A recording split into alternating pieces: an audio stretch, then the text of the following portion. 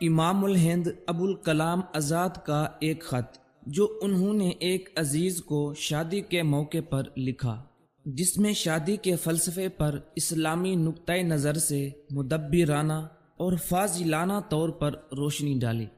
اس خط میں ابو الکلام آزاد نے اپنے دوست کو شادی پر ایسی باتیں نصیحت کی کہ پورا حق ادا کر دیا جو آج کل ہر انسان کی ضرورت ہیں، اور ان کے بغیر کوئی چارہ نہیں۔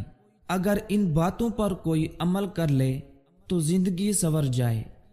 انہوں نے لکھا کہ اے عزیزی، تمہارا خط پڑھ کر مجھے خوشی ہوئی۔ تعلیم اور ہنر کی تکمیل کے بعد اب تمہیں زندگی کی وہ منزل پیش آ گئی ہے جہاں سے انسان کی شخصی ذمہ داریوں کا ایک نیا دور شروع ہوتا ہے، یعنی تمہاری شادی ہو رہی ہے۔ میرے لیے ممکن نہیں کہ میں اس موقع پر شریک ہو سکوں، لیکن یقین کرو کہ میرے دل کی دعائیں تمہارے ساتھ ہیں۔ اپنی جگہ اپنی دعائیں تمہارے پاس بھیج رہا ہوں۔ اللہ تعالیٰ اس تقریب کو برکت و سعادت کا موجب بنائے اور تمہاری یہ نئی زندگی ہر اعتبار سے کامیاب ہو۔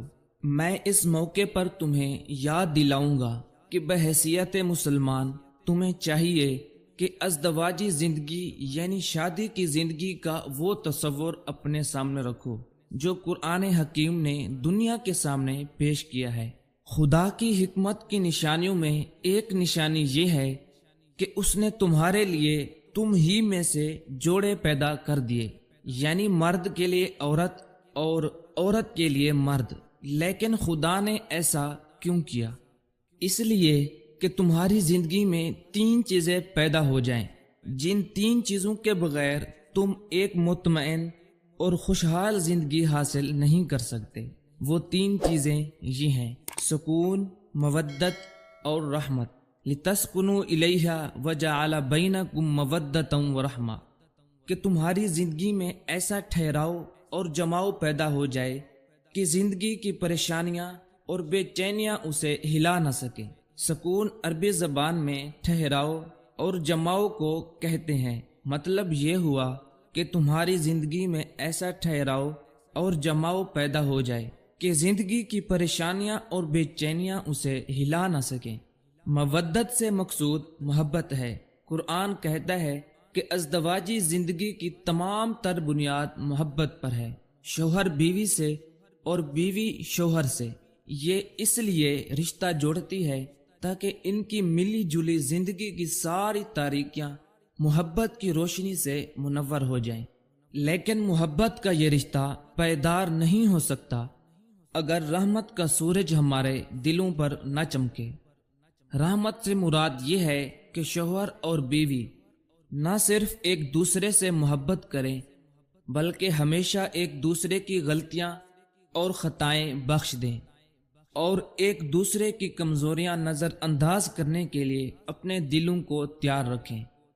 رحمت کا جذبہ خود غرضانہ محبت کو فیاضانہ محبت کی شکل دیتا ہے، یعنی ایک خود غرضانہ محبت کرنے والا صرف اپنی ہی ہستی کو سامنے رکھتا ہے، لیکن رحیمانہ محبت کرنے والا اپنی ہستی کو بھول جاتا ہے اور دوسرے کی ہستی کو مقدم رکھتا ہے۔